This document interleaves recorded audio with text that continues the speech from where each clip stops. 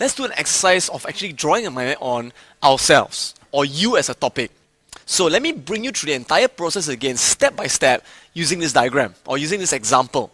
So, let's say my name was to be Johnny, and I want to do a mindmap on myself. So step number 1 is we draw the topic at the center. So what's the topic? The topic would be Johnny.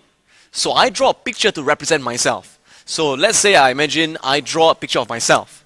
So let's say I'm Johnny, and I'll draw a picture this way.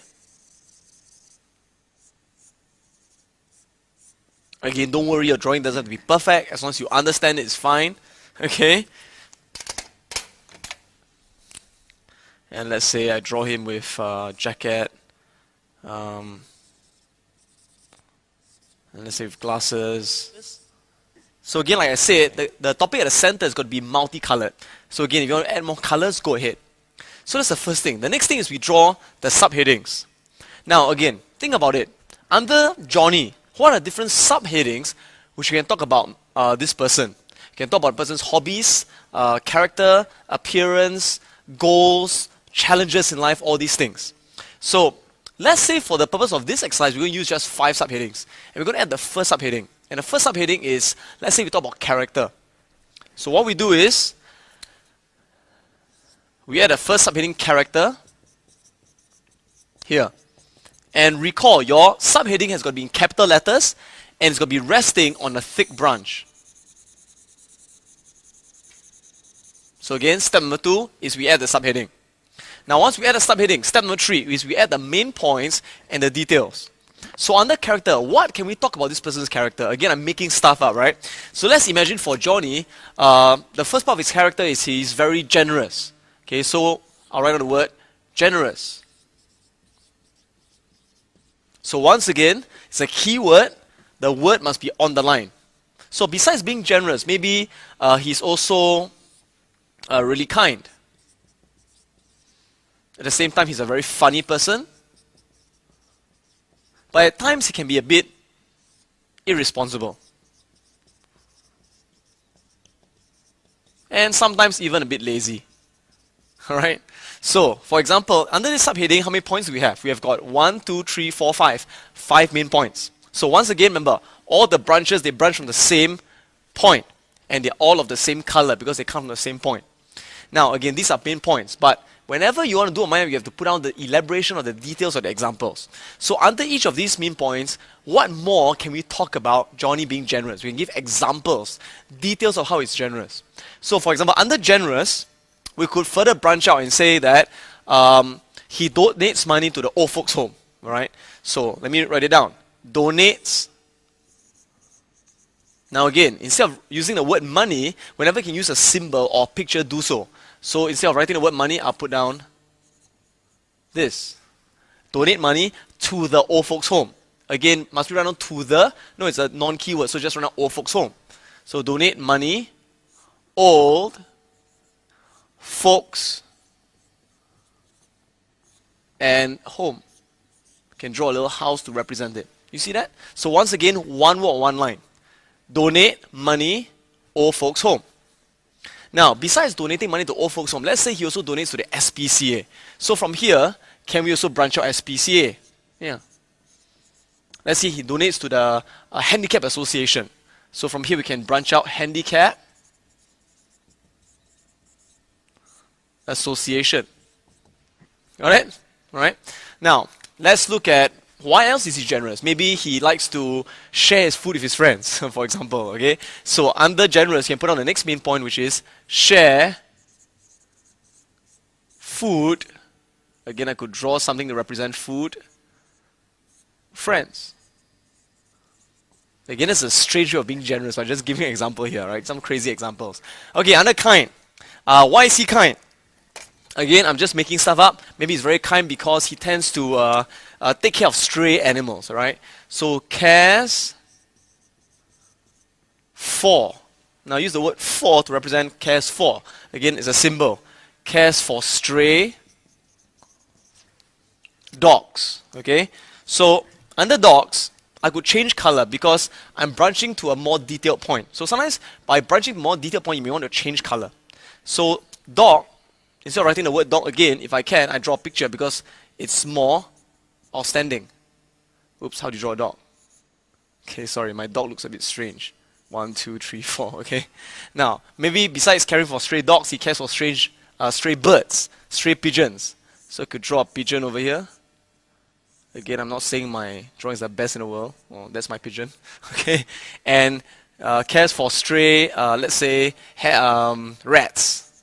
Ooh, that's a bit disgusting, but doesn't matter, okay? So you know what I'm saying? So we just branch it out this way.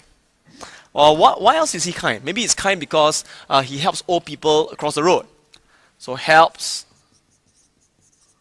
old men cross road. And maybe he also helps the old man carry bags. Alright, so I'm just giving you some examples over here.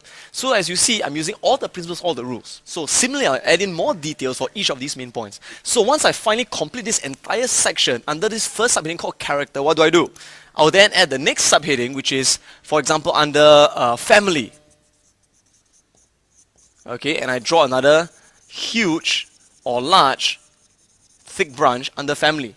Okay, so under family, you can put down the main points, right? Now, there's so many things to talk about Johnny's family, but again, you could subsection it to certain categories. For example, under family, you could talk about family members, family disputes, family vacations,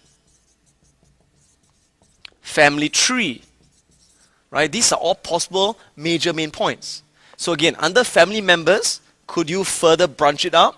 Yeah, could further branch out members into dad, into mom, into sis, right?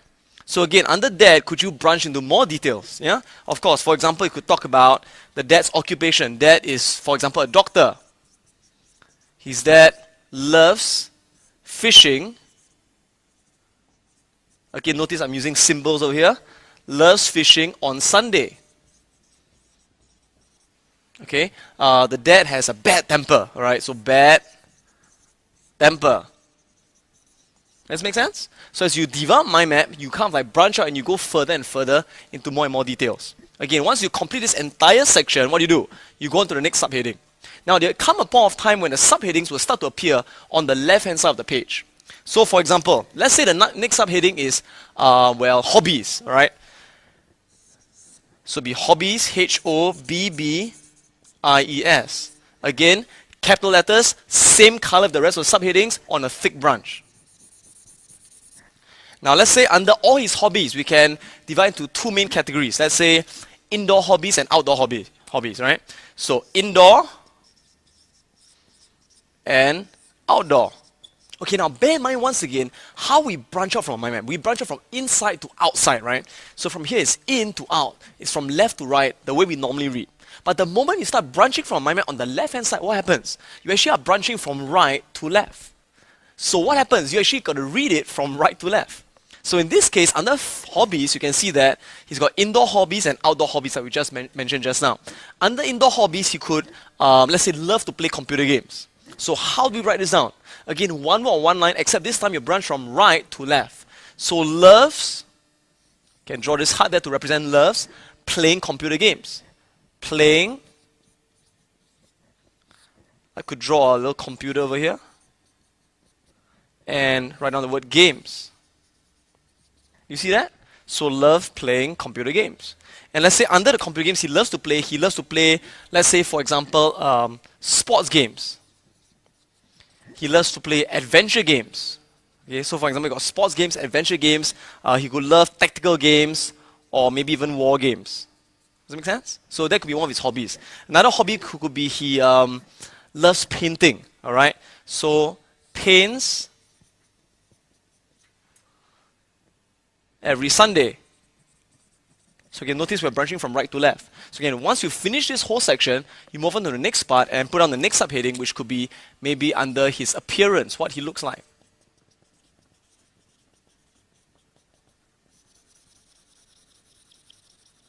all right, and you continue the process. Now, obviously, when you're studying in school, you're not going to do a mind map on yourself, but just an illustration to show how we can use mind maps for any purpose. So right now, just to get a practice of being very clear on the rules, the steps, as well as the principles, what I want to do is this. I want to stop this video for a while, and I want to create a mind map on yourself, your own mind map that represents your entire character. So what are subheadings you can use? Any subheadings you want. But one of the subheadings I can suggest is put down your hobbies, put down your goals. What are your goals in life, all right? What are the challenges you face? Talk about your family.